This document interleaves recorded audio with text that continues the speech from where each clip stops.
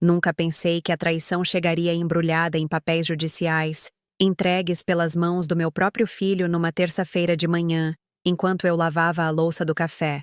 As bolhas de sabão nos meus dedos pareciam quentes, banais, como qualquer outro momento na vida tranquila que construí depois de vencer o câncer e enterrar meu marido. Mas às vezes, as piores tempestades chegam nos dias mais claros. Meu nome é Regina, e tenho 55 anos. Por boa parte da minha vida, fui o pilar em quem os outros se apoiavam. A esposa que mantinha tudo nos trilhos, a mãe que se sacrificava sem questionar, a nora que mordia a língua quando palavras cruéis eram atiradas em minha direção. Pensei que tinha conquistado alguma paz na minha casa modesta, rodeada pelo jardim que plantei com minhas próprias mãos e pelas lembranças que preservei com tanto cuidado. Eu estava enganada. A mensagem veio de Dona Ruth, minha vizinha idosa do outro lado da rua. A artrite dela dificultava a digitação. Então, quando o meu celular vibrou com a mensagem, eu soube que algo estava muito errado. Finja que tá doente e saia já. Meu coração parou. Dona Ruth observava minha casa como um falcão desde que meu marido faleceu, e ela nunca havia me enviado algo assim. As palavras me correram nas veias como água gelada. Fiquei ali na cozinha, espuma de lavar louça pingando das minhas mãos no chão de linóleo, encarando aquelas 7 palavras sem sentido. Sair? Da minha própria casa? A casa onde cuidei do meu Roberto nos seus meses finais, onde venci minha própria batalha contra o câncer, onde cada canto guardava lembranças da vida que construímos tijolo por tijolo. 21 minutos. Foi o tempo que tive para processar o impossível antes que meu mundo fosse completamente estilhaçado. 21 minutos andando da cozinha para a sala, checando as trancas, espiando pelas cortinas, me perguntando se Dona Ruth tinha finalmente perdido o juízo ou se algo realmente terrível estava vindo ao meu encontro.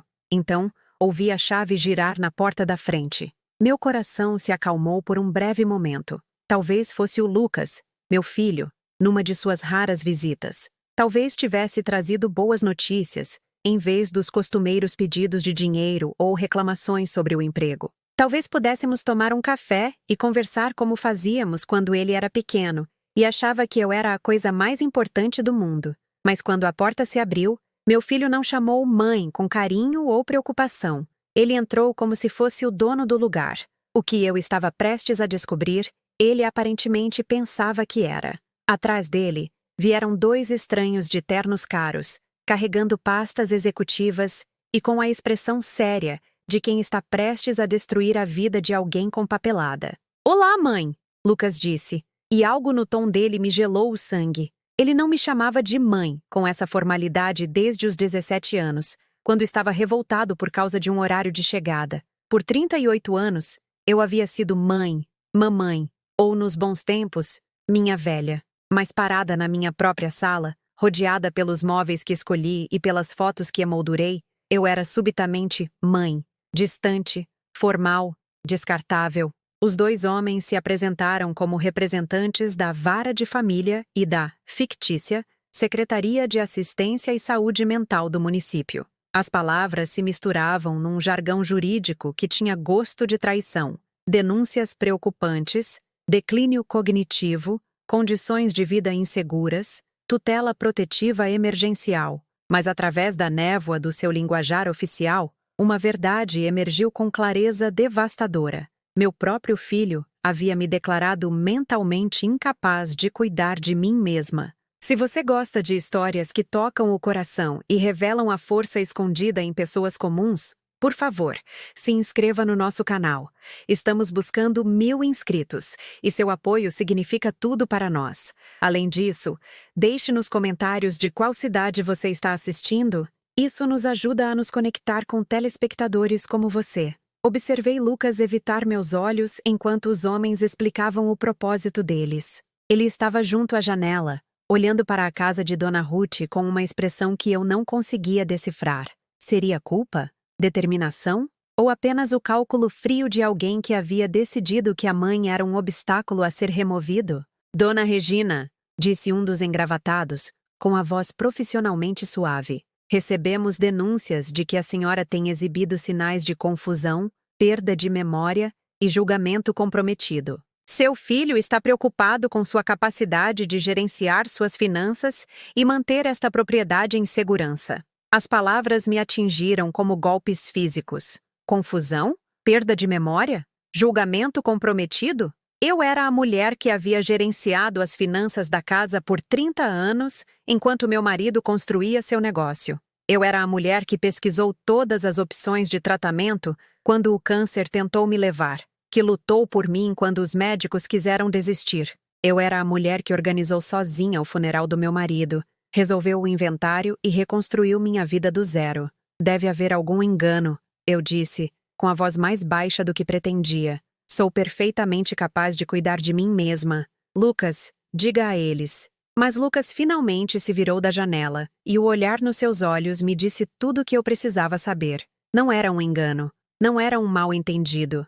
Era um plano, cuidadosamente executado, projetado para me arrancar a independência e a casa num golpe devastador.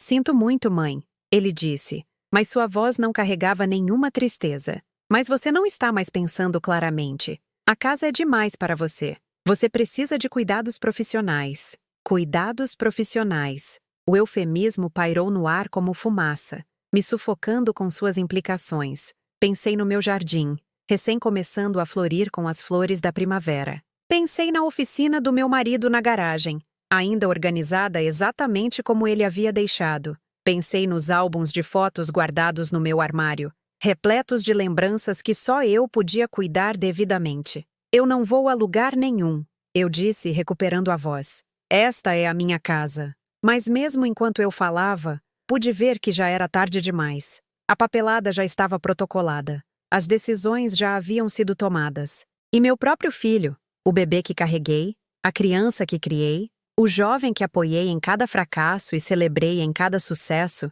havia sido quem acionou essa máquina. O silêncio que se seguiu foi do tipo que corta mais fundo que gritos. Os homens de terno me deram 48 horas para preparar a transição, como chamavam.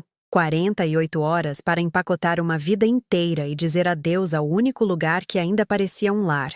Lucas ficou depois que eles partiram, mas não para me consolar ou se explicar. Ele andou pela minha casa como um possível comprador, fazendo anotações no celular sobre os móveis e perguntando casualmente sobre as ferramentas do pai na garagem. Você não vai precisar da maior parte disso onde você vai, mãe, ele disse, passando o dedo no meu armário de porcelana da minha avó. A clínica fornece tudo. Provavelmente consigo um bom preço por algumas dessas antiguidades. A clínica. Ele disse isso como se estivesse discutindo um resort de férias, em vez do lugar onde planejava guardar sua mãe como um móvel inconveniente. Eu o observei avaliar minhas posses com a fria eficiência de alguém que já havia dividido mentalmente os espólios, e percebi que aquela não era uma decisão recente. Lucas estava planejando isso há meses, talvez mais. Quando você parou de me amar? Perguntei a ele enquanto ele examinava minha foto de casamento, aquela em que ele e o pai pareciam tão jovens e cheios de esperança. Foi gradual? Ou você acordou uma manhã e decidiu que eu era descartável? Ele não respondeu imediatamente. Em vez disso, virou a foto de bruços na lareira, como se não suportasse olhar para a felicidade que ela representava. Quando finalmente falou, sua voz carregava um cansaço que o fazia parecer mais velho que seus 38 anos. Não se trata de amor, mãe. É sobre a realidade. Você está envelhecendo, está sozinha, e esta casa está caindo aos pedaços ao seu redor. O que acontece se você cair da escada? O que acontece se você esquecer de desligar o fogão? O que acontece se você precisar de dinheiro para o seu próximo empreendimento fracassado? Interrompi, as palavras mais afiadas do que eu pretendia. É disso que se trata, Lucas. A casa? Sua mandíbula se apertou, e por um momento vi um lampejo do garoto que costumava fazer birra quando não conseguia o que queria. Nem tudo é sobre dinheiro, não é? Insisti. Porque essa é a única hora em que você me visita. Quando precisa de algo. Quando o aluguel está atrasado, ou seu carro quebra, ou sua namorada decide que quer algo caro. Você não liga apenas para conversar comigo há mais de 2 anos. A verdade pairava entre nós como uma ponte em chamas. Lembrei da última vez que Lucas pareceu genuinamente feliz em me ver. Natal de 3 anos atrás, antes de sua mais recente namorada o convencer de que reuniões de família eram tóxicas e emocionalmente desgastantes. Ele a trouxe para o jantar, uma mulher chamada Priscila, com arestas afiadas e opiniões mais afiadas ainda sobre como Lucas precisava estabelecer limites com sua mãe, codependente. Mordi a língua durante toda aquela refeição, assistindo àquela estranha dissecar meu relacionamento com meu filho como se estivesse fazendo uma cirurgia. Ela falava sobre mim na terceira pessoa enquanto eu estava sentada ali, explicando ao Lucas como mães como eu usavam culpa e obrigação para controlar seus filhos. Na hora da sobremesa, pude ver as sementes de dúvida que ela havia plantado, criando raízes na mente dele. Priscila acha que... Ele começou a dizer. Então se corrigiu. Ah, eu disse, as peças se encaixando. Essa é a ideia dela, não é? Livrar-se da mãe inconveniente para que vocês dois possam começar do zero. Talvez usar a casa como garantia para o que quer que ela esteja tramando desta vez. O rosto de Lucas ficou vermelho. Não fale assim dela. Priscila tem me apoiado mais do que sua própria mãe, completei. A mulher que te criou sozinha depois que seu pai morreu? A mulher que trabalhou em 2 empregos para te pagar a faculdade? A mulher que foi sua fiadora no primeiro apartamento e te tirou do sufoco quando você não conseguia pagar o aluguel? Você sempre faz isso, ele disse elevando a voz. Você sempre transforma tudo no que sacrificou, no que abriu mão. Você sabe como isso é exaustivo? Você sabe como é carregar essa culpa todos os dias? As palavras me atingiram como tapas. Olhei para aquele homem que carreguei no meu corpo, que amamentei durante as febres, que aplaudi em jogos de futebol e que apoiei em cada decepção e fracasso. Quando foi que meu amor se tornou um fardo para ele? Quando meus sacrifícios se transformaram de presentes em armas que ele sentia que eu usava contra ele? Eu nunca pedi para você se sentir culpado, eu sussurrei. Eu só pedi para você se lembrar. Lembrar do quê? De como você se martirizou por mim? De como você nunca namorou ninguém depois que o papai morreu porque estava ocupada demais sendo mãe? De como você recusou aquela promoção de emprego porque não queria perder minha formatura do ensino médio? Ele riu, mas não havia humor na risada. Você construiu sua identidade inteira em torno de ser minha mãe. E agora não consegue entender por que eu preciso de espaço para respirar. A acusação me roubou o fôlego. Era assim que ele realmente me via? Como uma presença sufocante que o havia prendido em obrigação e culpa. Pensei em todos aqueles anos em que éramos só nós dois, em como eu havia me esforçado tanto para ser mãe e pai, para dar a ele tudo o que precisava apesar de ter tão pouco. Eu pensei que estava sendo forte. Ele aparentemente me via como patética. Seu pai teria vergonha de você, eu disse, as palavras escapando antes que eu pudesse contê-las. Algo sombrio brilhou no rosto de Lucas. Não ouse usar o papai contra mim. Ele não está aqui para te defender ou me condenar. Ele se foi, e você precisa parar de viver como se ele fosse voltar. Eu sei que ele se foi, eu disse, a voz embargada. Eu fui quem segurou a mão dele quando ele morreu. Eu fui quem planejou o funeral. Eu sou a pessoa que visita o túmulo dele todo mês nos últimos 5 anos, enquanto você visitou exatamente 2 vezes. Porque eu não consigo competir com um fantasma. Lucas explodiu. Você acha que eu não sei que você o ama mais do que jamais me amou? Você acha que eu não vejo como você se ilumina quando fala sobre ele e como parece decepcionada quando tem que lidar comigo? A acusação era tão injusta, tão distorcida, que me tirou o ar. Isso não é verdade. Isso não é... Não é? Ele pegou o celular e me mostrou algo que fez meu estômago despencar. Era uma foto que eu havia postado nas redes sociais no mês passado. Uma foto do túmulo do meu marido decorado com flores para o que teria sido seu 60º aniversário. A legenda dizia, ainda sentindo falta do amor da minha vida. Algumas pessoas deixam pegadas no seu coração que nunca se apagam. Priscila me mostrou isso, Lucas disse. Ela me perguntou como era saber que minha mãe considera meu pai morto, o amor da vida dela. O que isso me torna, mãe? O que isso torna meus filhos? Se eu algum dia tiver...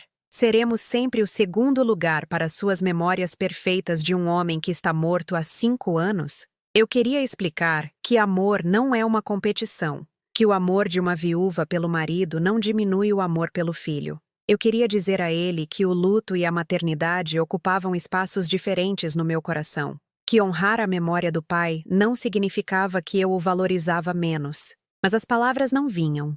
E Lucas tomou meu silêncio como a confirmação de seus piores medos. Os papéis estão protocolados, ele disse, guardando o celular. A avaliação está agendada para quinta-feira. Priscila me ajudou a pesquisar as melhores clínicas da região. A Clínica Geriátrica Esperança Viva tem excelentes avaliações e é especializada em casos como o seu. Casos como o meu. Como se ser uma mãe amorosa e uma viúva devota fosse uma condição médica que exigia tratamento. E se eu me recusar a ir? Então, o Estado vai intervir. A avaliação preliminar do psicólogo apoia a minha petição. Você será declarada incapaz, quer coopere ou não. Mas se você lutar, o processo será público. Complicado. Você realmente quer que os vizinhos a vejam sendo arrastada por assistentes sociais?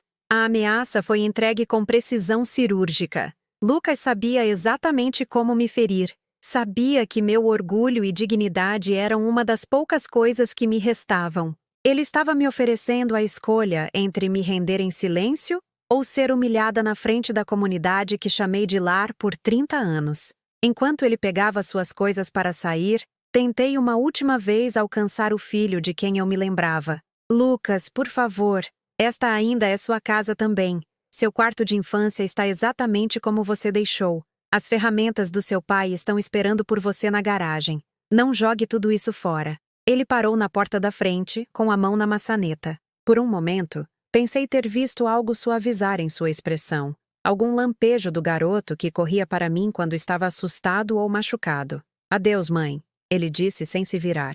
Os transportadores virão na sexta para recolher as coisas do papai. Priscila acha que elas vão se sair bem no leilão. A porta se fechou atrás dele com um clique suave que soou como o fim de tudo. Naquela noite, liguei para todos os números na minha agenda, procurando por alguém que pudesse me ajudar a entender o que estava acontecendo.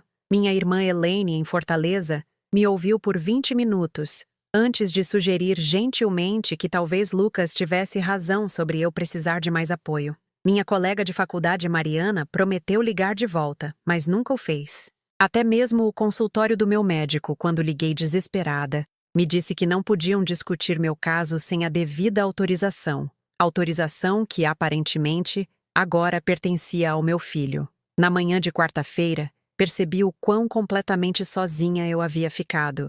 A vida que construí com tanto cuidado havia sido reduzida aos seus ossos. E esses ossos eram mais frágeis do que eu jamais imaginei. Ainda assim, eu não estava pronta para me render. Vesti meu melhor terninho azul marinho, o que usei para entrevistas de emprego e reuniões de pais e mestres, e dirigi até o fórum para ver se conseguia parar aquela avalanche legal antes que ela me enterrasse completamente. A atendente da vara de sucessões me olhou com a simpatia treinada de alguém que havia visto esse drama se desenrolar milhares de vezes. Ela explicou que Lucas havia protocolado um pedido de interdição judicial baseado em recomendações médicas de que eu nunca soubera, de médicos que eu nunca havia visto. De acordo com a papelada, eu vinha exibindo sinais de demência por meses, esquecendo compromissos que nunca fiz, negligenciando contas que sempre paguei em dia, mostrando julgamento comprometido em assuntos financeiros que gerenciei impecavelmente por décadas. Mas nada disso é verdade, eu disse a ela, minha voz ecoando nas paredes estéreis do fórum. Eu mantenho registros meticulosos. Posso mostrar meu talão de cheques, meu calendário, meus arquivos médicos. Sou perfeitamente capaz de gerenciar meus próprios assuntos. A expressão da atendente suavizou, mas suas palavras permaneceram firmes. Eu entendo sua frustração, dona Regina, mas o pedido foi protocolado corretamente e a avaliação preliminar apoia as preocupações levantadas por seu filho. A senhora terá a oportunidade de contestar as descobertas na audiência, mas precisará de representação legal. Representação legal. A frase poderia muito bem ter sido dita em uma língua estrangeira. Eu nunca havia precisado de um advogado antes. Nunca imaginei um dia em que teria que provar minha sanidade para estranhos num tribunal. Os advogados para quem liguei queriam adiantamentos que eu não podia pagar. 5 mil, 8 mil, 10 mil reais apenas para começar a lutar pela minha própria liberdade. Sinto muito, me disse a secretária de um advogado depois que expliquei minha situação. Mas casos de interdição são complexos e demorados. Sem um adiantamento significativo, não podemos aceitar novos clientes. Então decidi me representar. Passei horas na biblioteca pública, imprimindo artigos sobre abuso de idosos e direitos legais, construindo um caso que eu rezava que fosse forte o suficiente para me salvar. Organizei extratos bancários, registros médicos, qualquer coisa que pudesse provar que eu era vítima de uma conspiração em vez de uma mulher perdendo a cabeça. Mas à medida que a quinta-feira se aproximava, comecei a entender como o sistema funcionava contra pessoas como eu. A avaliação psicológica preliminar havia sido conduzida pela doutora Sarah Mendes, uma especialista que Lucas havia encontrado e pago de alguma forma. Eu nunca havia conhecido essa mulher, nunca falei com ela, mas ela, de alguma forma, concluiu que eu estava exibindo declínio cognitivo significativo e teste de realidade pobre. Quando liguei para o consultório da Dr.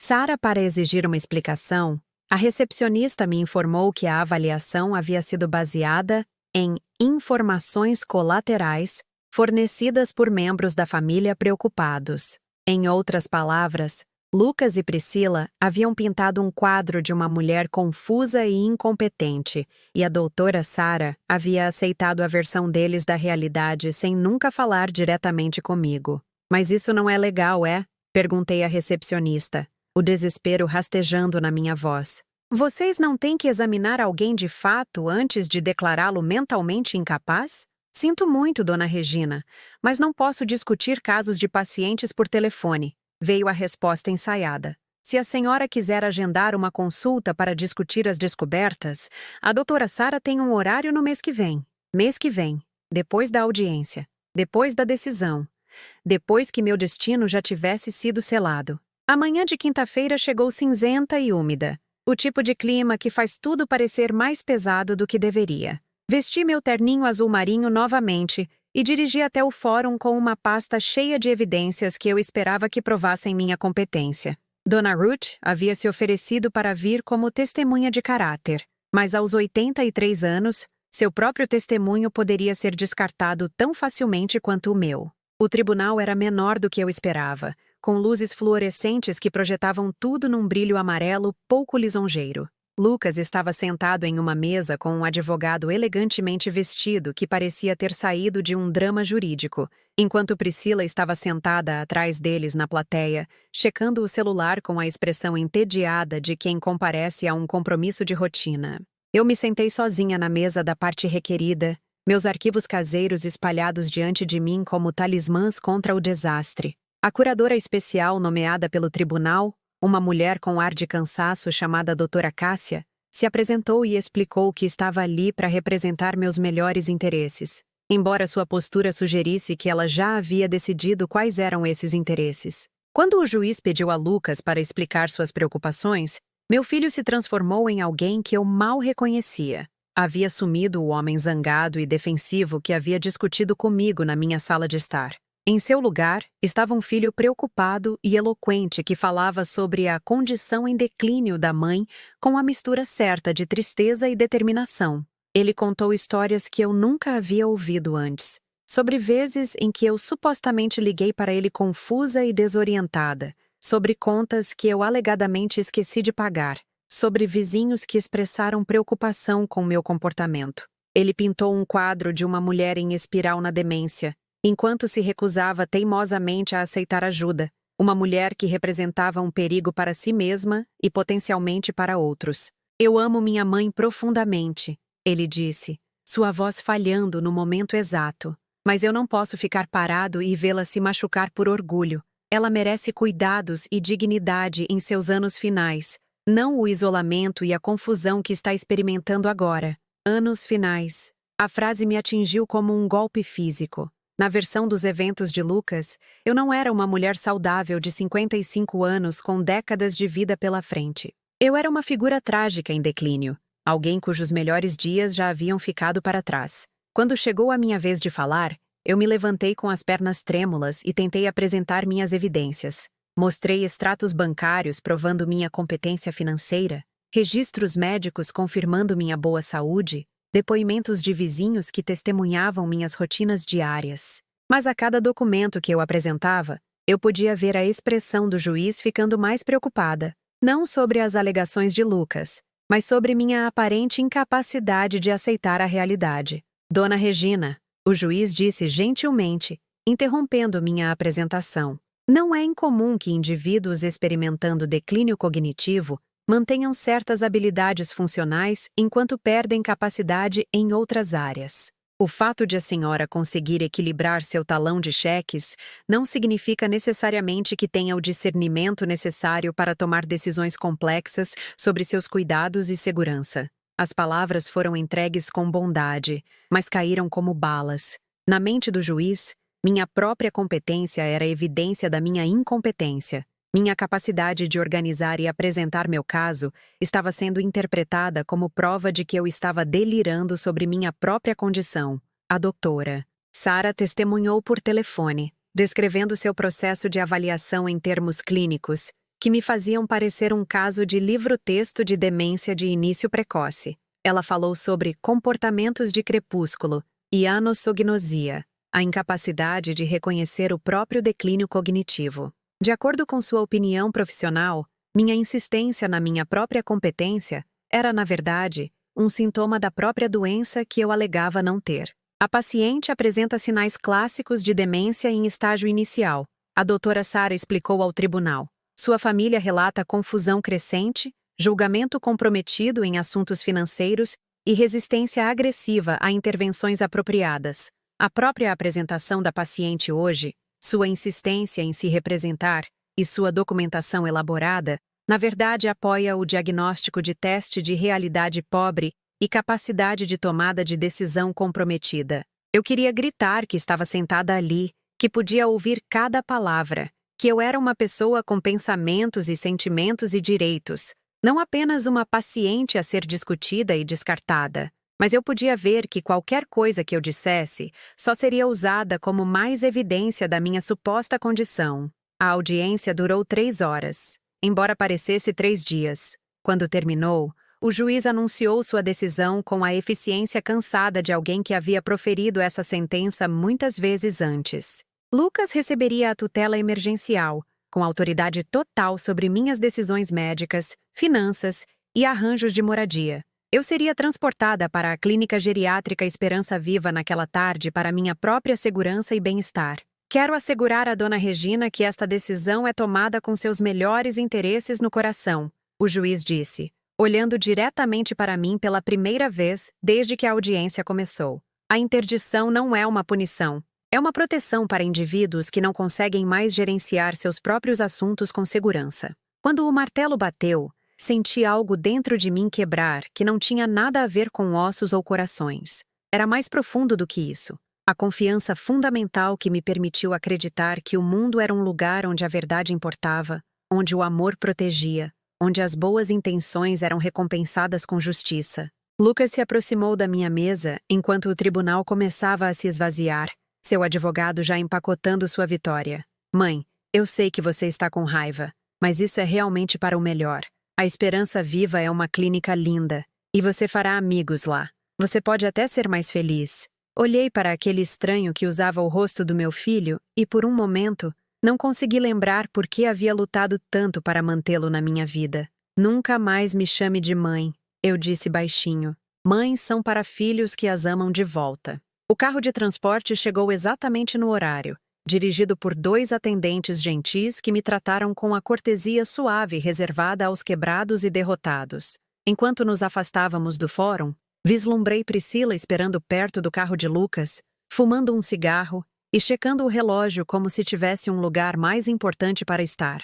Pela janela da van, assisti minha vida antiga desaparecer quarteirão por quarteirão, até que até a torre do relógio do fórum se desvanecesse na distância atrás de nós. A clínica geriátrica Esperança Viva não tinha esperança, e muito menos vida. A clínica parecia uma fortaleza bege atrás de gramados bem cuidados onde os residentes não podiam caminhar sem supervisão. Meu quarto era uma caixa estéril com móveis institucionais parafusados ao chão e janelas que abriam exatamente 10 centímetros. O suficiente para o ar, mas não o suficiente para a liberdade. Eles me deram uma colega de quarto chamada Doroteia, que passava a maior parte dos dias olhando para uma novela que não conseguia ouvir através de fones de ouvido que não funcionavam há meses. Na primeira semana, tentei explicar para quem quisesse ouvir que eu não pertencia ali. Mostrei aos enfermeiros minha clareza mental, recitei poemas que havia memorizado na faculdade, Discuti eventos atuais com a lucidez de alguém que vinha acompanhando as notícias religiosamente por 55 anos. Mas cada demonstração de competência era anotada no meu prontuário como pensamento grandioso ou falta de percepção da condição. A doutora Mônica, a psiquiatra da clínica, se encontrava comigo 2 vezes por semana para avaliar meu ajuste.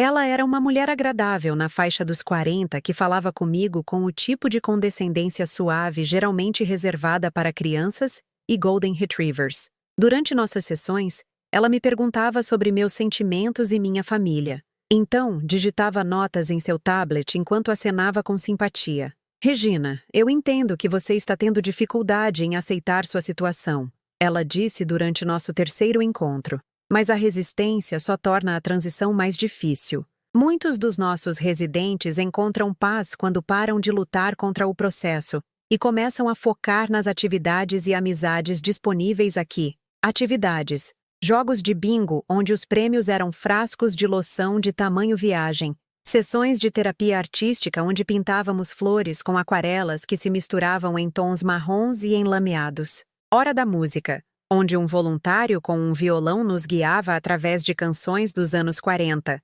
presumindo aparentemente que qualquer pessoa acima de 50 anos devia ter nascido durante a Segunda Guerra Mundial.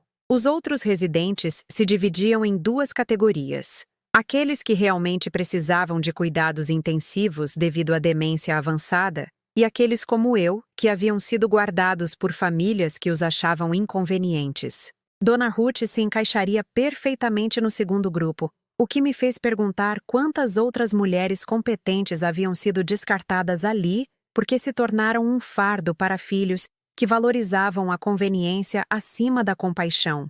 Tentei ligar para Lucas várias vezes durante aquelas primeiras semanas, mas os enfermeiros me informaram que ele havia solicitado contato limitado enquanto eu me ajustava ao meu novo ambiente. Quando finalmente consegui falar com ele, 3 semanas após minha chegada, sua voz carregava a alegria forçada de alguém tentando se convencer de que havia feito a coisa certa. Como você está se adaptando, mãe? Ele perguntou, embora seu tom sugerisse que ele realmente não queria uma resposta honesta. Eu não sou mais sua mãe, lembrei a ele. Lembra? E eu não estou me adaptando. Estou sendo mantida prisioneira pelo meu próprio filho. Não seja dramática. A Esperança Viva é uma clínica linda. Priscila e eu visitamos na semana passada e... Vocês visitaram? Interrompi. Vocês estiveram aqui e não me viram? Nós nos reunimos com a equipe para discutir seu plano de cuidados. A doutora Mônica diz que você está tendo algumas dificuldades de ajuste,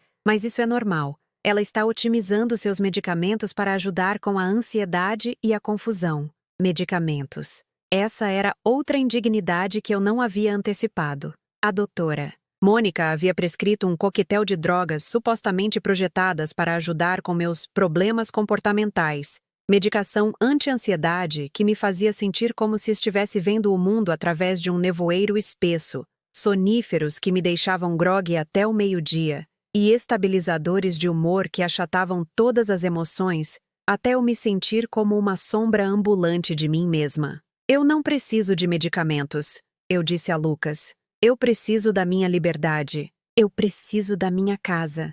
Mãe, por favor, não torne isso mais difícil do que precisa ser. A casa já foi vendida. Priscila encontrou um comprador que estava disposto a pagar à vista e fechar rapidamente. As palavras me atingiram como água gelada. Vendida? Você vendeu minha casa? Sem me avisar?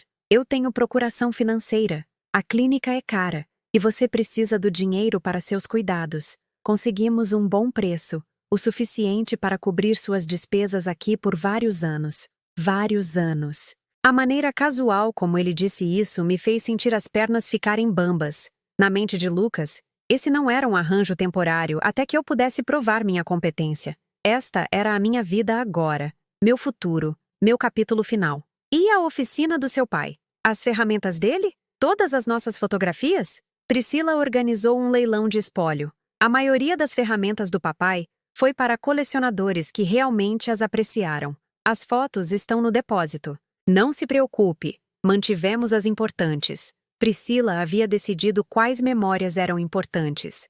Priscila havia catalogado e dispersado os artefatos do meu casamento de 30 anos. Priscila havia vendido as ferramentas do meu marido para estranhos, enquanto eu estava sentada em um quarto estéril sendo medicada, à força com drogas que transformavam meus pensamentos em algodão. Eu te odeio, eu sussurrei no telefone, as palavras escapando antes que eu pudesse contê-las. Eu também te amo, mãe, Lucas respondeu, e pude ouvir o alívio na sua voz. Ele havia interpretado meu ódio como evidência da doença mental que ele precisava que eu tivesse, prova de que suas ações haviam sido necessárias e justificadas. Depois que ele desligou, eu me sentei na sala comum da clínica e observei outros residentes arrastarem-se por suas rotinas diárias. Dona Doroteia jogava paciência com cartas tão gastas que os números mal eram visíveis. Seu Manuel olhava pela janela para o estacionamento, esperando por visitantes que vinham cada vez menos.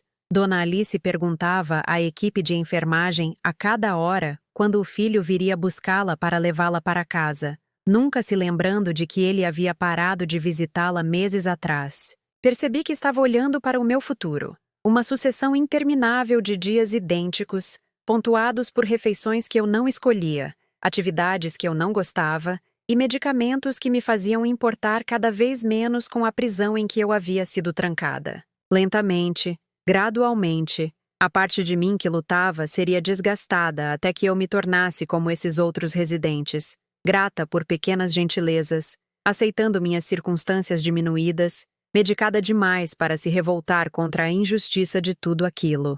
O pior não era a perda de liberdade, ou privacidade, ou dignidade. O pior era sentir minha própria mente se adaptando ao cativeiro.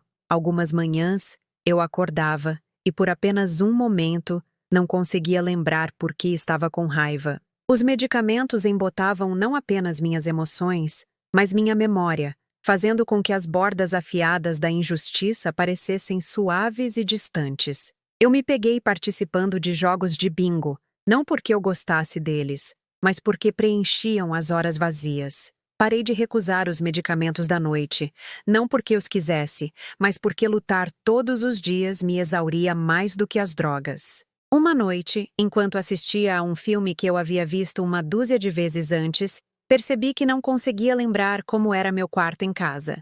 Os detalhes estavam confusos. O edredom era azul ou verde. A cômoda ficava perto da janela ou contra a parede. Quanto mais eu tentava lembrar, mais as memórias pareciam escapar, substituídas pelo bege institucional do meu ambiente atual. Naquela noite, deitei na cama ouvindo a respiração difícil de Doroteia e me perguntei se era assim que acabaria, não com uma luta dramática por justiça, mas com um lento desvanecimento na aceitação. Talvez Lucas estivesse certo. Talvez eu estivesse me tornando a mulher confusa e indefesa que ele descreveu ao tribunal. Talvez os medicamentos e a rotina e os dias vazios e intermináveis estivessem me transformando exatamente no que eles diziam que eu já era.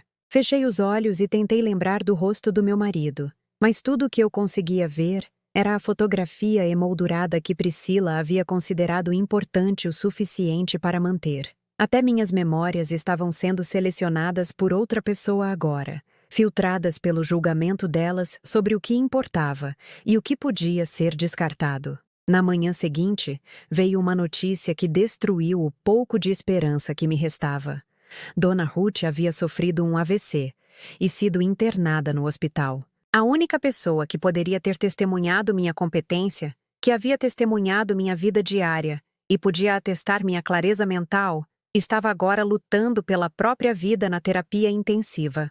Sinto muito pela sua amiga, disse a doutora Mônica quando me deu a notícia. Eu sei que vocês eram próximas. Às vezes, essas perdas repentinas podem desencadear depressão em nossos residentes. Vou aumentar sua dose de antidepressivo para ajudá-la a passar por este momento difícil. Mais medicação, mais nevoeiro, mais distância da mulher que eu costumava ser.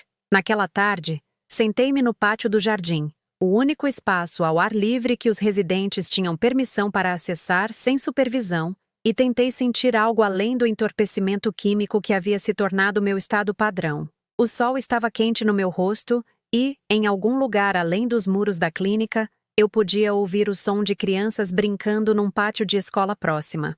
O riso delas era levado pelo vento como um eco de um mundo do qual eu não fazia mais parte. Pensei em Dona Ruth deitada inconsciente num leito de hospital, provavelmente rodeada por parentes que se reuniriam para se despedir e resolver seus assuntos. Pensei na minha própria casa, agora pertencente a estranhos que nunca saberiam sobre a roseira que meu marido plantou para o nosso aniversário, ou a tábua solta na varanda da frente que rangia exatamente do jeito certo para anunciar visitantes. Pela primeira vez desde que cheguei à Esperança Viva, parei de lutar contra o desespero que vinha pressionando as bordas da minha consciência. Deixei que ele me inundasse como uma maré escura, me puxando para baixo até eu não conseguir lembrar por que lutar alguma vez havia parecido importante. Mas em algum lugar naquela escuridão, algo se agitou. Não esperança exatamente, mas algo mais silencioso e mais perigoso. Algo que sussurrou que,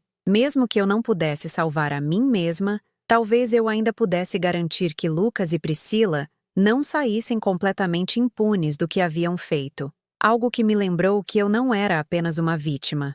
Eu também era a esposa do meu marido, e ele havia me deixado mais do que apenas lembranças e ferramentas. Ele havia me deixado segredos que nem mesmo a catalogação cuidadosa de Priscila havia descoberto. Eu não estava pronta para desaparecer ainda. 2 meses após meu aprisionamento na Esperança Viva, parei de falar durante as sessões da doutora Mônica. Não porque os medicamentos tivessem roubado minhas palavras, mas porque eu havia percebido que cada protesto, cada argumento racional, cada demonstração de clareza mental estava sendo usada como evidência contra mim. Então, me tornei o que eles esperavam. Uma mulher quieta e complacente que acenava nos momentos apropriados e respondia a perguntas com o tipo de placidez vaga que satisfazia a necessidade deles de me ver como mentalmente diminuída. Muito melhor, a doutora Mônica anotou em seu prontuário após nossa primeira sessão silenciosa. Paciente parece estar aceitando sua situação e mostrando menos comportamento de oposição. O ajuste da medicação parece eficaz. Mas meu silêncio não era rendição, era estratégia. Enquanto eles se congratulavam por me medicarem com sucesso à submissão, eu estava observando, ouvindo, aprendendo os ritmos de um lugar que operava sob a premissa de que seus residentes haviam perdido a capacidade de pensamento claro.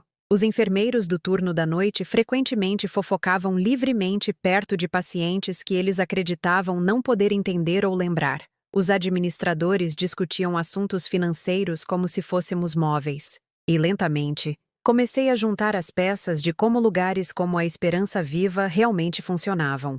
A clínica ganhava dinheiro mantendo leitos ocupados a longo prazo. As famílias pagavam aproximadamente R$ 8.000 mensalmente por cuidados abrangentes, e quanto mais tempo os residentes ficavam, mais lucrativos eles se tornavam. Recuperações rápidas e transições bem-sucedidas de volta à vida independente eram desencorajadas, não por malícia, mas por simples economia.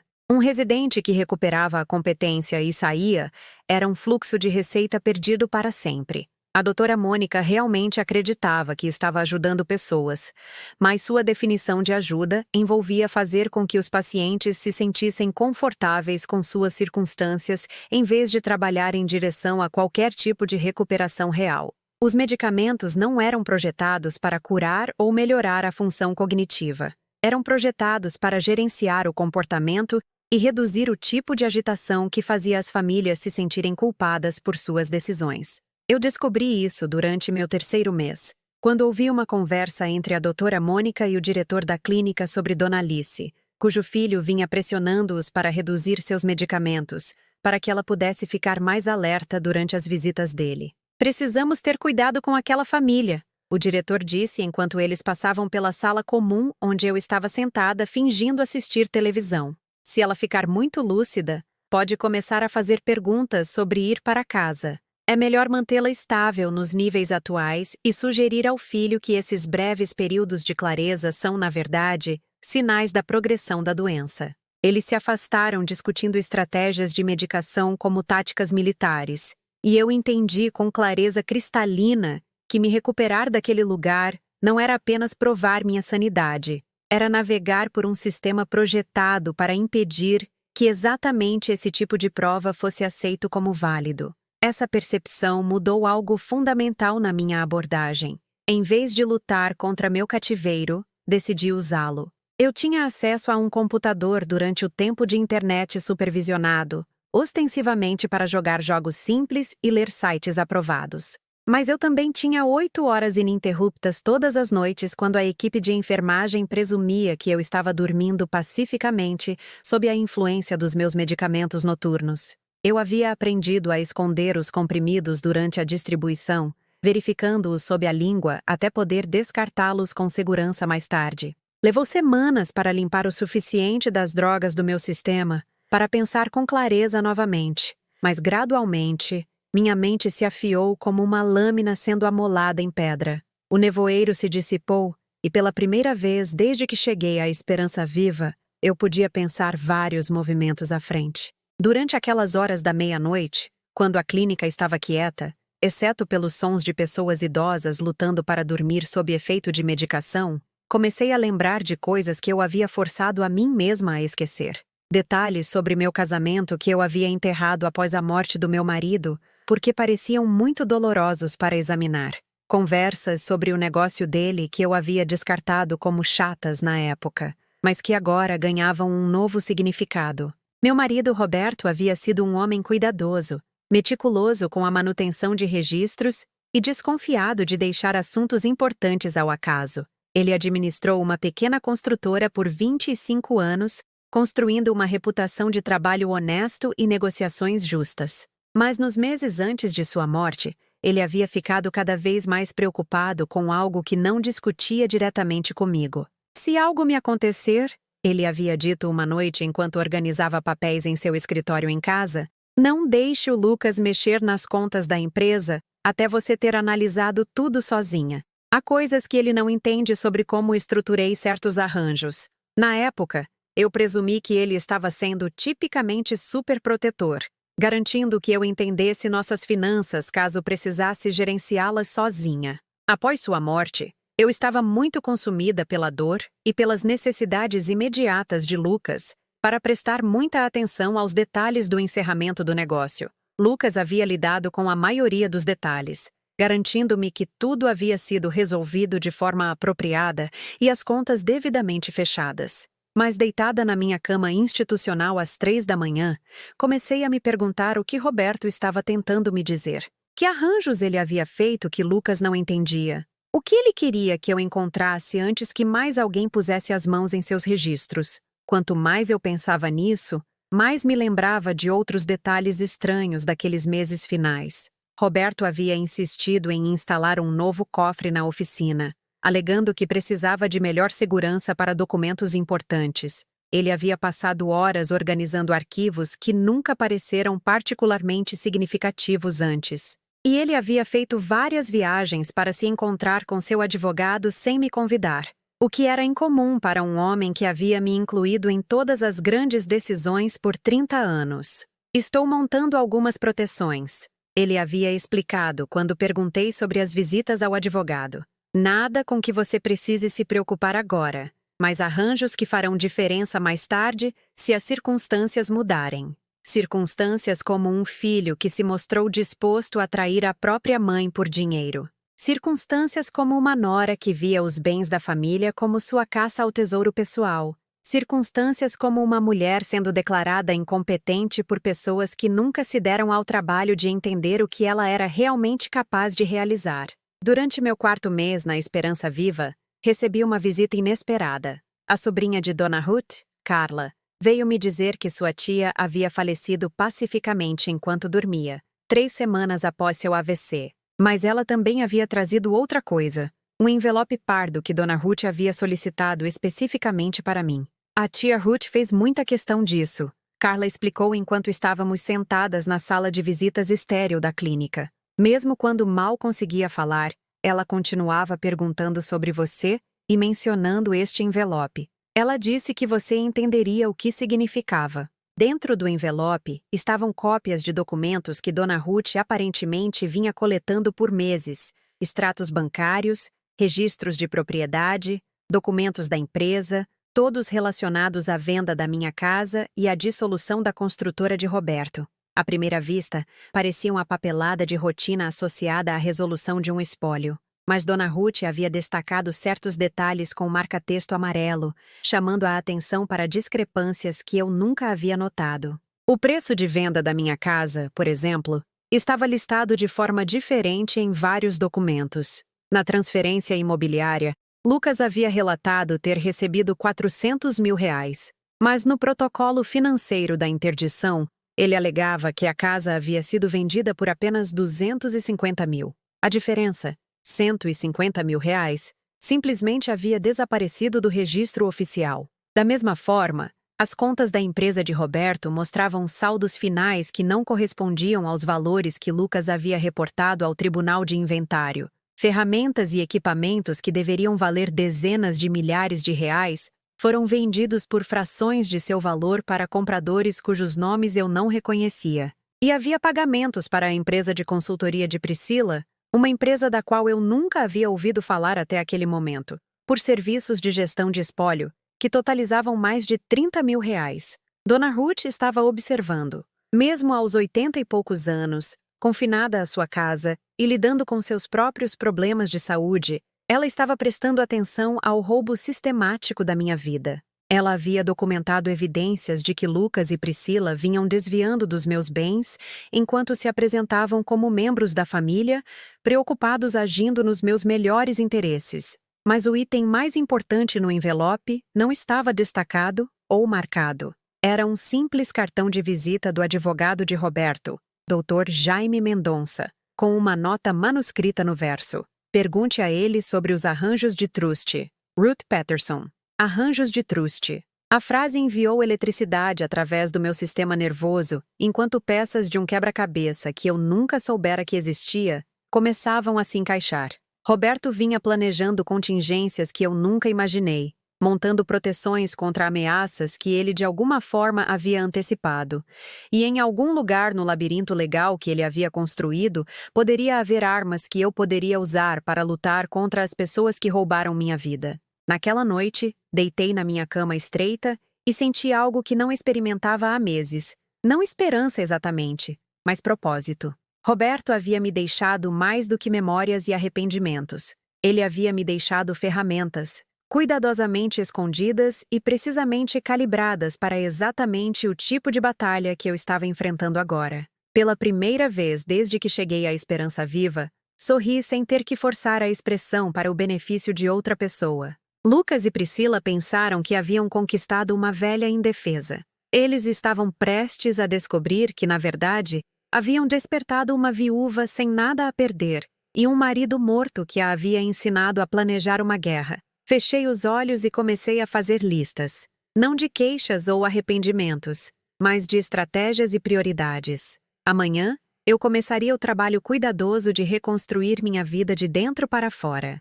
Mas hoje à noite, eu me permiti o luxo de imaginar o rosto de Lucas quando ele percebesse o que seu pai realmente havia deixado para trás. Não seria suficiente escapar da Esperança Viva. Eu garantiria que todos que participaram em me colocar ali pagassem o preço total por sua crueldade. O jogo estava longe de terminar.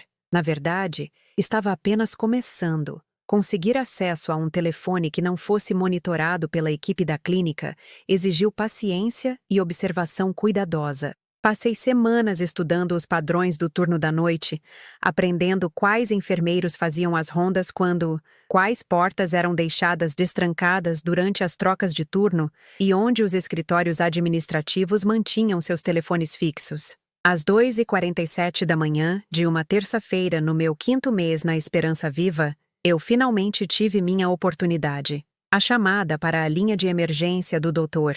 Jaime Mendonça foi atendida no 3º toque por um homem que parecia surpreendentemente alerta para alguém sendo contatado no meio da noite. Dr. Mendonça?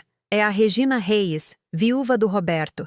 Estou ligando sobre os arranjos de truste que minha vizinha mencionou antes de morrer. O silêncio que se seguiu se estendeu por tempo suficiente para eu me perguntar se a ligação havia sido desconectada. Quando Mendonça finalmente falou, sua voz carregava um peso que sugeria que ele estava esperando por esta conversa há meses. Dona Regina, eu estava me perguntando quando a senhora entraria em contato. De onde a senhora está ligando? O número aparece como Clínica Geriátrica Esperança Viva, porque é para onde meu filho me mandou depois de me declarar mentalmente incapaz. Os bens da empresa de Roberto foram liquidados, nossa casa foi vendida e estou sendo mantida aqui contra minha vontade enquanto eles drenam o que resta do nosso espólio. Outra pausa. A senhora está em algum lugar privado onde possa falar livremente? Por cerca de 10 minutos, sim. Depois disso, a enfermeira da noite fará suas rondas e eu preciso estar de volta ao meu quarto. Ouça com atenção, Regina. Roberto antecipou exatamente este cenário. Ele veio até mim 8 meses antes de sua morte com preocupações sobre o discernimento financeiro de Lucas e o que ele chamou de influências perturbadoras na vida do filho. Estabelecemos um truste revogável com condições e proteções muito específicas. Meu coração martelou contra minhas costelas enquanto Mendonça continuava explicando a arquitetura legal que Roberto havia construído em torno dos nossos bens. O truste havia sido projetado para parecer simples na superfície. Um plano de espólio direto que transferiria tudo para mim após a morte de Roberto, e depois para Lucas após a minha. Mas enterrados na linguagem técnica, estavam gatilhos e salvaguardas que a maioria das pessoas jamais notaria. O truste protege especificamente contra o internamento involuntário baseado em determinações questionáveis de competência. Mendonça explicou. Se a senhora fosse declarada mentalmente incapaz, sem uma avaliação completa por múltiplos médicos independentes, o truste reverte automaticamente para uma estrutura de backup que Lucas não pode acessar ou controlar. Mas Lucas já vendeu tudo: a casa, os bens da empresa, até as ferramentas pessoais do Roberto. Ele vendeu o que pensa que possui, mas legalmente, nenhuma dessas transações é válida se foram conduzidas enquanto a senhora estava sendo detida ilegalmente. E Regina, com base no que a senhora me disse, seu internamento foi absolutamente ilegal. A avaliação psiquiátrica foi conduzida sem o seu consentimento ou conhecimento por uma médica que nunca a examinou. Isso viola todos os padrões de ética médica e procedimento legal. As palavras de Mendonça me atingiram como corrente elétrica, carregando cada nervo do meu corpo com a energia que eu pensei ter ido embora para sempre. Roberto tinha visto isso acontecer de alguma forma, tinha antecipado a fraqueza do filho e as pessoas predatórias que a explorariam. Enquanto eu estava em luto e tentando reconstruir minha vida, meu marido estava construindo uma fortaleza legal, projetada para me proteger da traição exata que eu estava vivenciando agora. O que eu preciso fazer?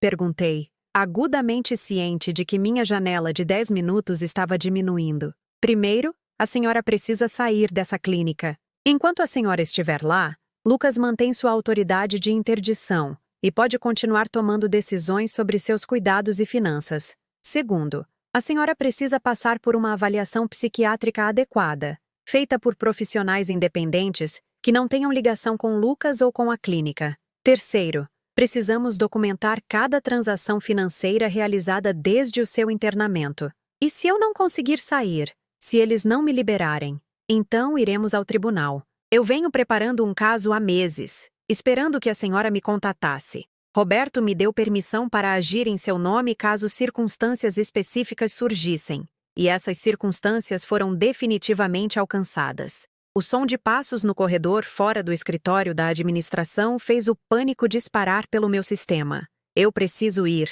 A enfermeira está chegando.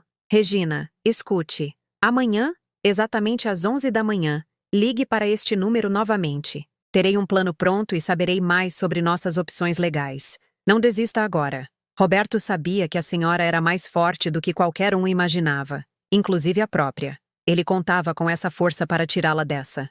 Eu desliguei a chamada e voltei para o meu quarto com 30 segundos de sobra, deslizando para a cama exatamente quando a enfermeira Márcia, sem parentesco com a minha falecida vizinha, Dona Ruth, apareceu na porta para sua checagem de rotina.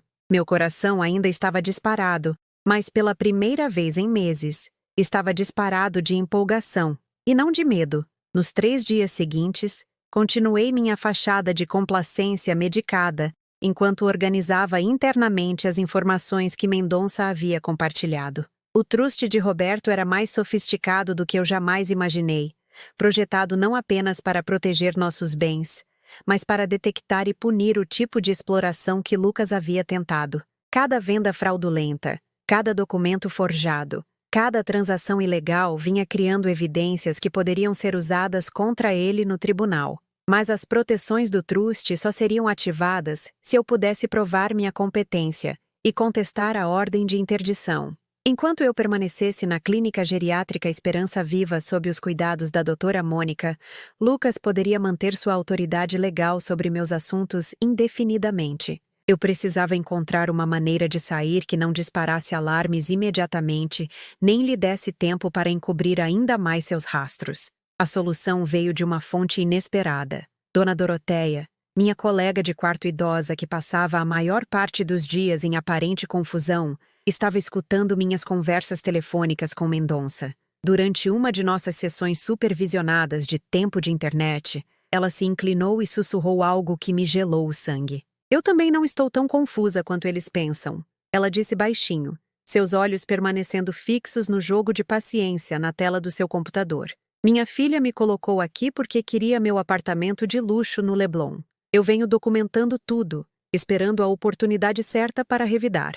Dona Doroteia estava jogando o mesmo jogo que eu, fingindo estar diminuída, enquanto na verdade reunia evidências e planejava sua fuga. Mas, diferente de mim, ela estava fazendo isso há mais de 2 anos e havia aprendido coisas sobre a Esperança Viva que poderiam beneficiar a nós duas. A clínica tem um protocolo para emergências médicas, ela explicou durante nossa próxima conversa privada. Se um residente precisa de cuidados especializados, que não podem ser fornecidos aqui, eles têm que transferi-lo para um hospital comum. Estando em um ambiente hospitalar, a autoridade de interdição se torna mais complicada e você tem acesso a serviços de defesa do paciente. Como eu desencadeio uma emergência médica sem realmente me ferir?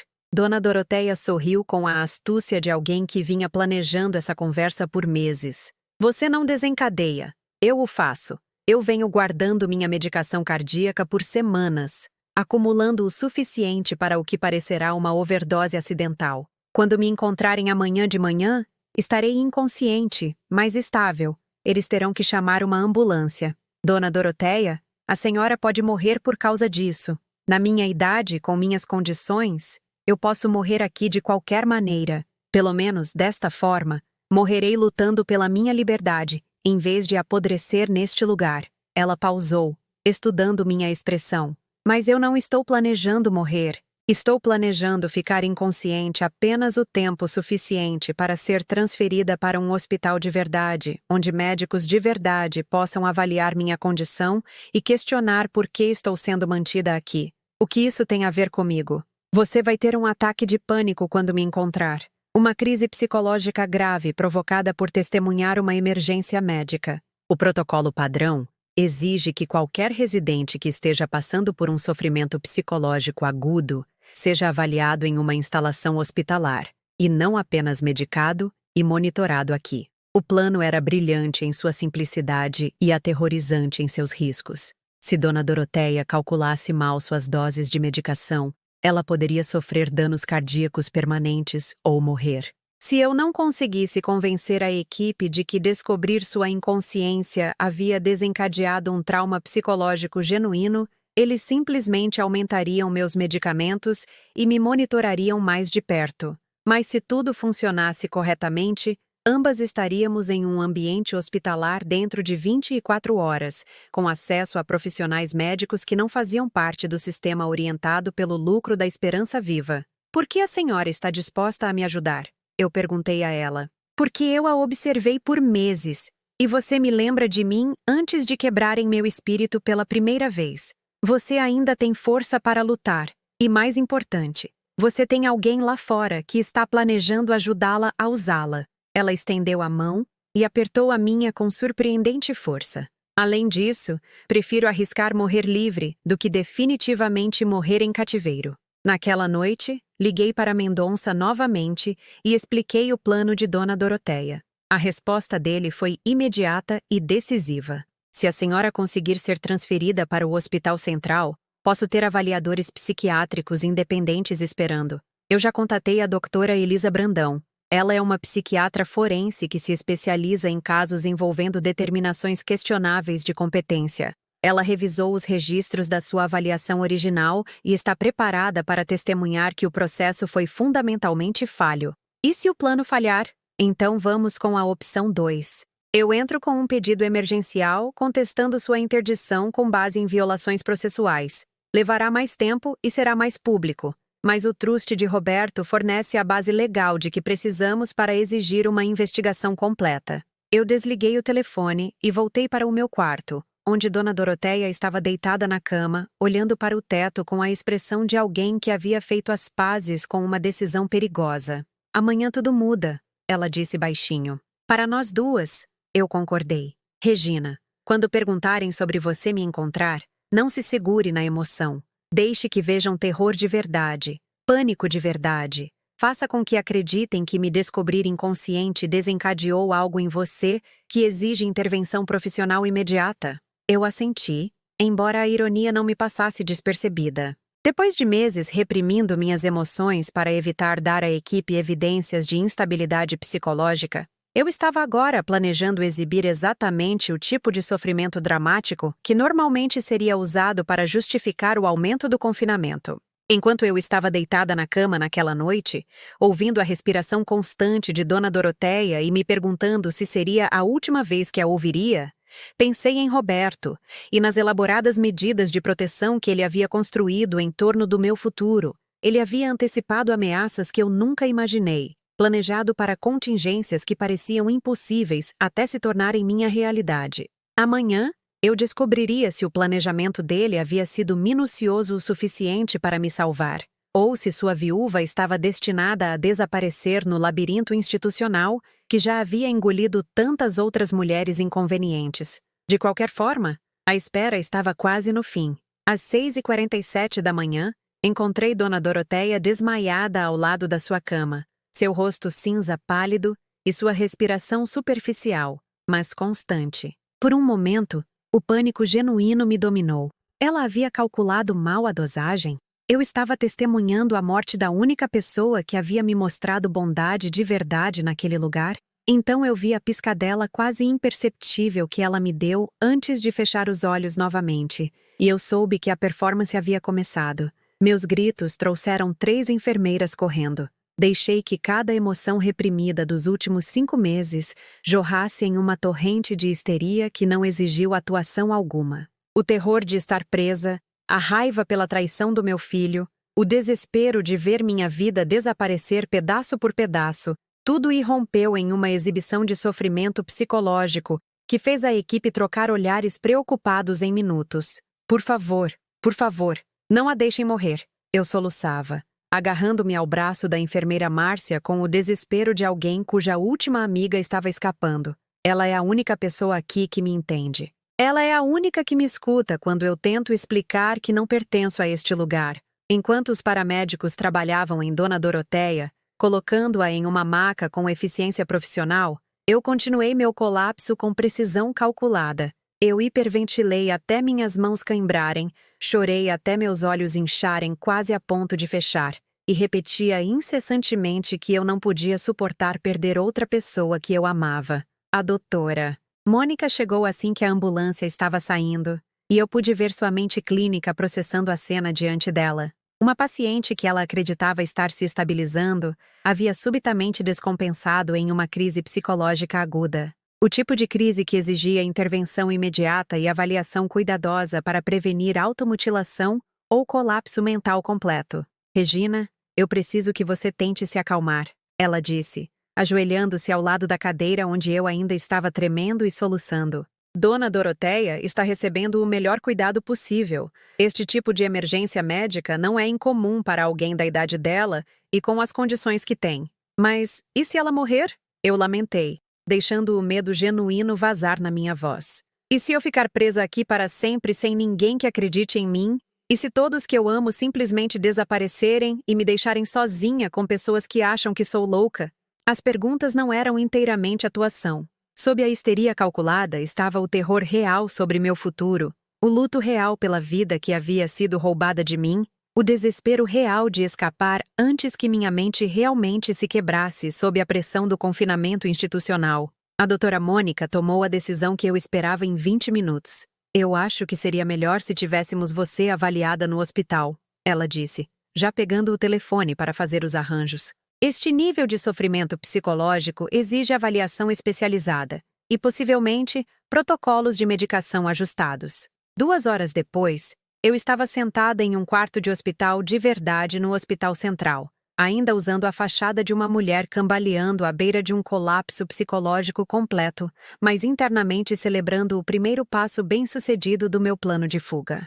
O ambiente hospitalar era diferente de maneiras que iam além apenas do equipamento médico e da atmosfera profissional. Aqui, eu era uma paciente com direitos, e não uma residente sujeita ao controle institucional. A doutora Elisa Brandão chegou naquela tarde, uma mulher de olhos penetrantes na faixa dos 50, que se apresentou como uma psiquiatra forense, conduzindo uma avaliação independente a pedido da minha representação legal. Ela passou 3 horas comigo, conduzindo o tipo de exame minucioso do estado mental que deveria ter sido feito antes do meu internamento original. Dona Regina, ela disse após completar sua avaliação, eu preciso lhe dizer que sua função cognitiva, memória e julgamento testam dentro de faixas completamente normais para alguém da sua idade e formação educacional. Não há absolutamente nenhuma evidência de demência, psicose ou qualquer condição que justificaria o tipo de arranjo de interdição a que a senhora foi submetida. As palavras me atingiram como a luz do sol após meses em uma caverna. Ouvir uma profissional qualificada confirmar o que eu sabia o tempo todo, que minha mente estava sã, meu julgamento intacto, meu internamento ilegal, pareceu como se minha identidade tivesse sido devolvida depois de vê-la ser sistematicamente desmantelada. O que acontece agora? Eu perguntei. Agora documentamos tudo. O processo de avaliação falho, os medicamentos questionáveis, as irregularidades financeiras que seu advogado descobriu. Isso vai para o tribunal, Dona Regina. E quando for, as pessoas responsáveis por essa farsa enfrentarão sérias consequências. Naquela noite, Lucas recebeu um telefonema que estilhaçou seu mundo cuidadosamente construído. Mendonça havia protocolado um pedido emergencial para dissolver a interdição, acompanhado pela avaliação da doutora Elisa e por uma contabilidade detalhada de cada transação financeira que Lucas havia feito desde que ganhou o controle dos meus assuntos. Os documentos pintavam um quadro de roubo sistemático disfarçado de cuidado familiar preocupado. Lucas chegou ao hospital às 21h30. Acompanhado por Priscila, e o mesmo advogado elegantemente vestido que o havia ajudado a destruir minha vida 6 meses antes. Mas o equilíbrio de poder havia mudado completamente. Em vez de enfrentar uma mulher confusa e medicada em um ambiente institucional, eles me encontraram sentada em um leito hospitalar cercada por documentos legais e apoiada por profissionais que haviam confirmado minha competência. Mãe, o que está acontecendo? Lucas perguntou, embora sua voz não tivesse a confiança usual. A doutora Mônica disse que você teve algum tipo de colapso e precisava de avaliação de emergência. Eu fiz a avaliação. Eu respondi calmamente. Acontece que estou perfeitamente sã. Acontece também que você e Priscila estiveram me roubando por meses, enquanto alegavam agir nos meus melhores interesses. Priscila se adiantou com a postura agressiva de alguém acostumada a intimidar a oposição à submissão. Isso é ridículo. Você foi declarada incapaz por profissionais qualificados. Você não pode simplesmente decidir que é competente porque não gosta das consequências. Você está certa. Eu concordei. Eu não posso simplesmente decidir, mas profissionais qualificados podem me avaliar adequadamente, o que aparentemente nunca aconteceu da primeira vez. Doutora Elisa, a senhora gostaria de explicar ao meu filho o que descobriu durante sua avaliação? O resumo clínico da doutora. Elisa foi devastadora em sua precisão. Ela detalhou as violações processuais na minha avaliação original, o regime de medicação inadequado que havia sido usado para suprimir em vez de tratar, e a completa ausência de evidência de qualquer comprometimento cognitivo. Ela explicou que meu internamento havia sido baseado em boatos e motivação financeira, em vez de necessidade médica. Além disso, a doutora Elisa continuou. Os registros financeiros fornecidos pelo advogado de Dona Regina sugerem que esta interdição foi estabelecida e mantida com o propósito de facilitar o roubo, e não de proteger um indivíduo vulnerável. O advogado de Lucas tentou interromper, mas Mendonça estava pronto com documentos que demoliram cada argumento antes que pudesse ser totalmente formado. Registros bancários mostrando as discrepâncias nos preços de venda relatados. Arquivos da empresa revelando pagamentos para a consultoria de Priscila, por serviços que nunca haviam sido prestados. Transferências de bens que violavam os termos do truste de Roberto de maneiras que acionavam penalidades legais automáticas. Seu cliente estava operando sob uma interdição obtida fraudulentamente. Mendonça disse ao advogado de Lucas: cada transação financeira que ele conduziu está sujeita à reversão, e tanto ele quanto a senhora Priscila enfrentam possíveis acusações criminais por abuso contra idoso e exploração financeira. Observei o rosto do meu filho enquanto a magnitude da sua situação se tornava clara. O homem confiante que havia entrado no hospital, esperando lidar com mais um dos episódios de sua mãe, estava se transformando rapidamente em alguém que entendia que seu roubo cuidadosamente planejado havia acabado de desmoronar ao seu redor. Mas ela estava realmente confusa, Lucas disse fracamente. Ela estava tendo problemas de memória, tomando decisões ruins. Priscila estava apenas tentando ajudar a organizar as coisas. Priscila estava tentando roubar tudo que meu marido me deixou, eu disse, minha voz firme e clara. E você a ajudou a fazer isso porque achou que eu era fraca demais para revidar. Mãe, por favor, nós podemos resolver isso. Se houve erros cometidos... Erros? Eu interrompi. Você me declarou mentalmente incapaz com base em mentiras. Você vendeu minha casa sem o meu conhecimento. Você leiloou as ferramentas do seu pai para estranhos. Você me trancou em uma instituição e me medicou à submissão para poder roubar minha herança sem interferência. Isso não foram erros, Lucas. Isso foram crimes. Priscila fez uma última tentativa de recuperar o controle da situação. Isso é muito conveniente. Você tem um colapso, é levada para um hospital e de repente você está competente de novo? Como isso funciona exatamente? A doutora Elisa respondeu antes que eu pudesse. Funciona porque Dona Regina nunca foi incompetente em primeiro lugar. Ela foi vítima de uma interdição fraudulenta estabelecida por meio de evidências médicas falsificadas. O colapso a que a senhora se refere foi, na verdade, uma resposta psicológica apropriada ao descobrir que sua colega de quarto na clínica havia sofrido uma emergência médica. Qualquer pessoa racional ficaria angustiada sob essas circunstâncias. O quarto ficou em silêncio enquanto o peso das palavras da doutora Elisa se instalava sobre todos os presentes. O esquema elaborado de Lucas e Priscila havia sido exposto e documentado por profissionais cujas credenciais não podiam ser questionadas ou descartadas. A maquinaria legal que eles usaram para destruir minha vida estava agora se voltando contra eles com eficiência implacável. O que você quer? Lucas perguntou finalmente, sua voz mal acima de um sussurro. Eu quero minha vida de volta, eu disse. Minha casa, meus bens, minha dignidade e minha liberdade. Eu quero cada real que você roubou devolvido com juros. Eu quero que você enfrente as consequências do que me fez. E se lutarmos contra isso no tribunal? Mendonça sorriu com a satisfação de alguém que havia se preparado exatamente para esta pergunta. Então as acusações criminais serão protocoladas imediatamente, e tudo se torna uma questão de registro público. As reputações de vocês, as perspectivas de emprego, a liberdade, tudo isso fica sujeito ao escrutínio público e à investigação criminal. Olhei para o meu filho, aquele estranho que usava o rosto da criança que eu havia criado e amado, e senti algo dentro de mim se encaixar no lugar. Não perdão, não ainda, mas uma espécie de finalidade pacífica. Eu te dei tudo o que eu tinha por 38 anos, eu disse a ele. Minha juventude, meus sonhos, minha devoção, minha confiança. E você jogou tudo fora por dinheiro e por uma mulher que te convenceu de que sua mãe era descartável.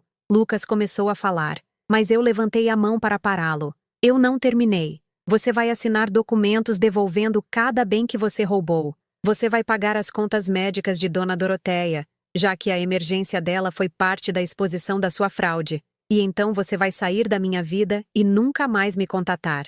Mãe, eu não sou mais sua mãe. Eu parei de ser sua mãe no dia em que você decidiu que eu valia mais para você morta do que viva. O silêncio que se seguiu foi o som de um relacionamento morrendo, final e completamente. 3 meses depois, eu estava na sala de estar da minha casa recuperada, observando os transportadores levarem o último das ferramentas do meu marido de volta para sua oficina. Cada chave de fenda, cada serra, cada caixa de parafusos e porcas cuidadosamente organizada havia sido rastreada e devolvida, às vezes a um custo considerável para Lucas e Priscila, que descobriram que roubar de um truste projetado por um homem meticuloso vinha com penalidades financeiras que se acumulavam diariamente. A casa parecia diferente agora, não porque algo tivesse mudado fisicamente, mas porque eu a via com outros olhos. Estas paredes haviam testemunhado minha destruição e minha ressurreição. Esta cozinha havia sido onde recebi a mensagem de voz que estilhaçou meu mundo, e agora era onde eu coava café para Dona Doroteia, que havia se tornado minha amiga e confidente mais próxima desde nossa fuga compartilhada da esperança viva. "Como você se sente?" ela perguntou, sentando-se na cadeira perto da janela, de onde podia observar o bairro acordar. Aos 78 anos, ela provou ser mais resiliente do que qualquer um imaginara, não apenas sobrevivendo à sua overdose calculada, mas usando a estadia no hospital para expor o abuso financeiro que havia sofrido nas mãos da filha. Assim como eu, ela havia recuperado sua independência e seus bens por meio de canais legais que deixaram sua família enfrentando sérias consequências. Diferente, eu admiti, despejando café em canecas que antes pertenceram a estranhos que compraram minhas posses no leilão de Priscila. Mendonça havia insistido em recuperar tudo o que fosse possível, até a porcelana da minha avó e os álbuns de fotos que eu pensei estarem perdidos para sempre. Mais forte, mas não da maneira que eu esperava. A força que eu encontrei não era o poder agressivo da vingança ou a satisfação amarga de ver os inimigos sofrerem. Era algo mais silencioso e mais profundo, a paz profunda que vem de sobreviver à traição e descobrir que seu eu central permanece intacto, apesar de tudo que os outros tentaram tirar de você. Lucas havia assinado cada documento que Mendonça colocou diante dele, devolvendo bens no valor de quase R$400 mil que ele e Priscila haviam roubado sistematicamente ao longo de 6 meses. A venda da casa havia sido revertida por meio de canais legais que deixaram os compradores inocentes compensados, mas Lucas responsável por todos os custos associados. O negócio de consultoria de Priscila havia sido revelado como uma empresa de fachada projetada para lavar bens roubados, e tanto ela quanto Lucas agora enfrentavam penalidades civis e criminais que os seguiriam por anos. Mas a verdadeira vitória não havia sido financeira. Havia sido o momento naquele quarto de hospital quando olhei meu filho nos olhos e me recusei a ser diminuída pela traição dele. Por 38 anos, eu me defini pelos meus papéis: esposa, mãe, cuidadora, apoiadora. A crueldade de Lucas me forçou a descobrir quem eu era quando todos esses papéis foram retirados, e a mulher que eu encontrei era alguém que eu podia respeitar. "Você teve notícias dele?" Dona Doroteia perguntou, embora ambas soubéssemos que ela se referia a Lucas. "Não, e eu não espero ter." Eu me acomodei na minha própria cadeira, aquela que Roberto e eu escolhemos juntos 20 anos atrás, agora devolvida ao seu devido lugar ao lado da janela. Mendonça diz que ele se mudou para outro estado com Priscila. Aparentemente, a influência dela sobre ele foi forte o suficiente para sobreviver à exposição legal e à ruína financeira. A ironia não me passava despercebida. Lucas havia escolhido a mulher que o manipulou para trair a mãe em detrimento dos relacionamentos familiares que o sustentaram durante toda a sua vida. Priscila havia provado ser mais importante para ele do que sua herança, sua integridade ou o amor de sua mãe. Ao tentar reivindicar tudo, ele perdeu as únicas coisas que realmente importavam: a doutora. Elisa havia explicado durante uma de nossas sessões de acompanhamento que filhos que se voltam contra seus pais dessa maneira frequentemente sofrem do que ela chamou de lesão moral, uma ferida psicológica profunda que ocorre quando alguém viola seus próprios valores fundamentais. Lucas teria que viver com o conhecimento de que havia aprisionado e roubado a mulher que sacrificou tudo por seu bem-estar. Esse fardo, ela sugeriu, poderia se mostrar mais pesado do que qualquer penalidade legal. Eu descobri que podia pensar em Lucas agora sem a dor esmagadora que caracterizou meus primeiros meses na esperança viva. O luto ainda estava lá, mas era um luto limpo. Luto pelo filho que eu pensei ter, em vez de raiva pelo homem que ele realmente se tornou. Eu podia me lembrar da infância dele com carinho enquanto aceitava que o adulto que ele escolheu ser era um estranho que simplesmente usava o rosto do meu filho enquanto planejava minha destruição. O presente mais inesperado do meu calvário havia sido a comunidade que descobri entre outras mulheres que sobreviveram a traições semelhantes. Dona Doroteia me apresentou a uma rede de mulheres idosas que foram alvo de filhos adultos que buscavam reivindicar heranças prematuramente. Nós nos reuníamos mensalmente no centro comunitário, compartilhando histórias e estratégias, oferecendo apoio àquelas que ainda lutavam por sua liberdade e celebrando vitórias quando elas vinham. Marília Borges, cujo filho tentou declará-la incapaz para poder vender a casa dela para pagar dívidas de jogo. Dona Lúcia, cuja filha havia drenado sistematicamente suas contas enquanto alegava estar ajudando com a gestão financeira. Dona Olga, cunhada de Dona Ruth, cujo neto havia forjado documentos para obter acesso às suas economias de aposentadoria. Essas mulheres me ensinaram que minha experiência, embora devastadora, não era única. O abuso contra idosos por parte de membros da família havia se tornado uma epidemia, possibilitada por sistemas legais que priorizavam a conveniência em detrimento da justiça e atitudes sociais que viam mulheres idosas como fardos, em vez de pessoas merecedoras de proteção e respeito. A parte mais difícil, Marília disse durante uma de nossas reuniões, não é perder o dinheiro ou mesmo a casa. É perceber que alguém que você amou nunca te viu como uma pessoa que valia a pena proteger. Mas nós também aprendemos que a sobrevivência era possível, que a dignidade podia ser recuperada e que mulheres que foram consideradas sem poder podiam revidar com eficácia devastadora quando finalmente decidiam parar de aceitar tratamento inaceitável. Eu usei alguns dos meus bens recuperados para financiar um fundo de defesa legal para outras mulheres que lutavam contra o abuso de interdição. Mendonça me ajudou a estabelecer uma fundação que fornecia recursos para pessoas que não podiam pagar o tipo de representação legal que me salvou. O planejamento cuidadoso de Roberto me deu não apenas as ferramentas para recuperar minha própria vida, mas os meios para ajudar outras pessoas a fazerem o mesmo. 6 meses após minha libertação da Esperança Viva, recebi uma carta da doutora Mônica expressando arrependimento pelo meu tratamento na clínica. Ela vinha conduzindo sua própria investigação sobre as práticas institucionais que possibilitaram meu aprisionamento e várias mudanças de política haviam sido implementadas para prevenir abusos semelhantes. Não era um pedido de desculpas. Preocupações com responsabilidade institucional impediam isso. Mas era um reconhecimento de que o que havia acontecido comigo estava errado. Eu escrevi de volta, não com perdão, mas com informações sobre os recursos legais disponíveis para outros residentes que poderiam estar questionando seus próprios internamentos. A mudança, eu havia aprendido, acontecia um caso de cada vez, uma mulher de cada vez, um momento de coragem de cada vez. Parada na minha sala de estar recuperada, cercada por posses recuperadas e preenchida com sabedoria conquistada a duras penas, pensei na mulher que eu havia sido antes da traição de Lucas. Ela havia sido gentil, mas ingênua, generosa, mas desprotegida, amorosa, mas despreparada para a realidade de que o amor nem sempre era retribuído na mesma medida. A mulher que eu era agora havia aprendido a amar a si mesma o suficiente para exigir um tratamento melhor dos outros. Ela havia aprendido que estabelecer limites não era crueldade, mas sabedoria, que se proteger não era egoísmo, mas necessidade. Ela havia aprendido que a verdadeira força às vezes se parecia com sentar-se silenciosamente em uma cama institucional, enquanto planejava secretamente uma revolução.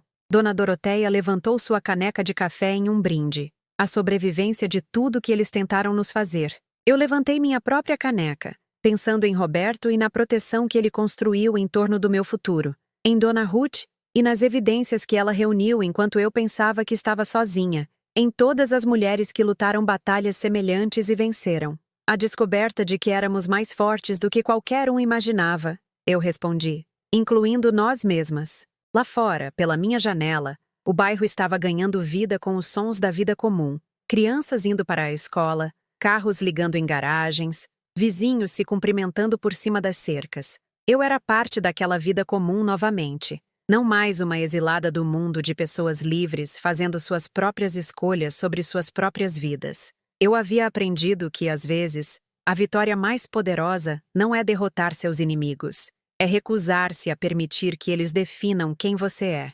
Lucas e Priscila tentaram me reduzir a uma coleção de sintomas e déficits, um problema a ser gerenciado em vez de uma pessoa a ser respeitada. O fracasso deles não foi apenas legal ou financeiro, foi fundamental. Eles esqueceram que por trás de cada mulher idosa que viam como vulnerável e descartável, havia uma vida inteira de experiência, sabedoria e força que não podiam ser roubadas ou medicadas. Eles esqueceram que o amor, quando traído, nem sempre se transforma em fraqueza. Às vezes ele se transforma em algo muito mais perigoso para aqueles que contaram com essa fraqueza. Eles esqueceram que meu marido me amou o suficiente para me proteger mesmo de ameaças que ele não poderia ter imaginado, e essa proteção se estendia muito além do túmulo. Mais importante, eles esqueceram que uma mulher que perdeu tudo, exceto sua dignidade, não tem mais nada a perder, e, portanto, nada a temer. Eu sorvi meu café e sorri, observando o sol nascer sobre um bairro ao qual eu pertencia, em uma casa que era verdadeiramente minha, cercada por amizades que eu havia conquistado através de luta compartilhada e respeito mútuo. Algumas pessoas passam a vida inteira esperando por justiça. Eu aprendi a criar a minha própria. E isso, eu percebi, era a lição mais valiosa de todas.